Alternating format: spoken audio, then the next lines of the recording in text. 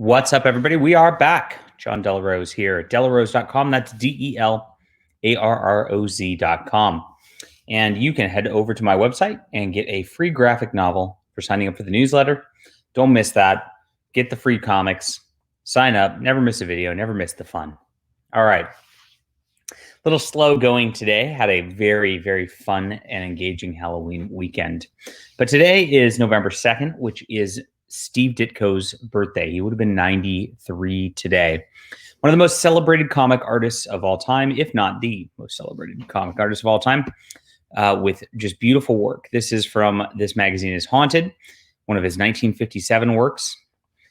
He entered the comic industry in the early 50s, ducked out for a little bit, and came back and worked very hard for Charlton Comics in the late 50s with great works like this, where he was mostly doing horror for a while, migrating over to Marvel. And he did Marvel work in tandem with Charlton for a little bit. And of course, at that point, he developed Doctor Strange and Spider-Man. And he doesn't get much credit for his work on the Hulk, where he really solidified the look of the Hulk in those books. And also for redesigning Iron Man's costume. They originally had a different costume, and the design Steve Ditko used carries on forward to this day. So if you look at what he did with Marvel, he really did a lot of their modern characters. And I think that's what he was the best at, is really just designs that were different, unique, things that nobody else could come up with. If you look at the way that Jack Kirby was attempting to draw Spider-Man, it just looked like another Captain America type of character. But it was Ditko's vision, Ditko's artistry, coming up with just something out of thin air that really showed his true genius beyond anybody else. And of course, I'm not trying to denigrate Jack Kirby or anything like that. He's one of the best. But Ditko had an eye, to me, that was beyond a lot of the others. You can see a lot of this in his Doctor Strange work, where he was really let loose in Marvel and he was allowed to really much do what he wanted to do.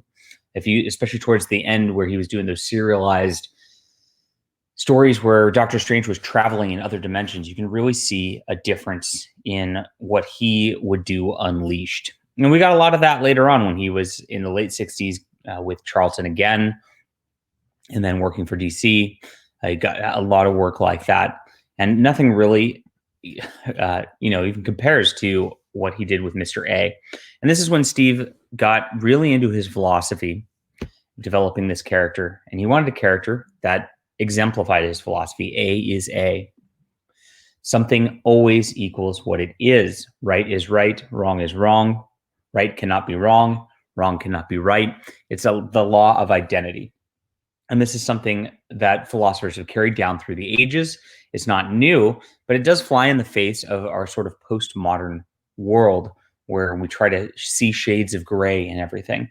And we see that in comics more and more. And it's almost gotten to the point where there are no heroes in comics, because they've pushed so far to make these heroes into characters who, are cringeworthy a lot of the time. It's very sad. But if you look at Mr. A's statements, he always stays the same, always stays consistent. It's the world around him that is changing, and not always for the good, not always for the bad. It just depends.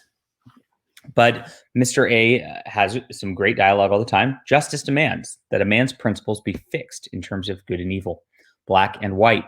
Man is not infallible. He is not to be judged black after unwittingly committing an error. He takes measures to correct it. But any man who deliberately commits an evil act will be so judged and treated accordingly. No man shall profit from choosing to be evil at the expense of those who choose to be good.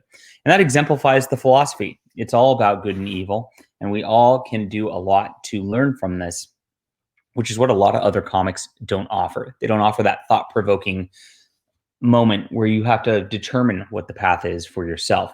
And that's why I think it's a great thing to celebrate Steve Ditko. I actually just read a couple of his last works. He did, or last commercial works.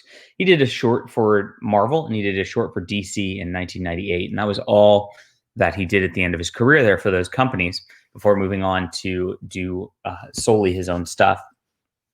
But even then, you can see that he can storytell and lay out a comic and lay out a story better than almost anybody in the industry. The Iron Man tale that he told as his last Marvel comic really felt like something that he could have told during the wonderful Stan Lee era of comics. So Steve Ditko had it. He chose a path which was one where he could feel good as an artist and know that he's doing the work that he wanted to do as an artist. And I respect that more than anything else.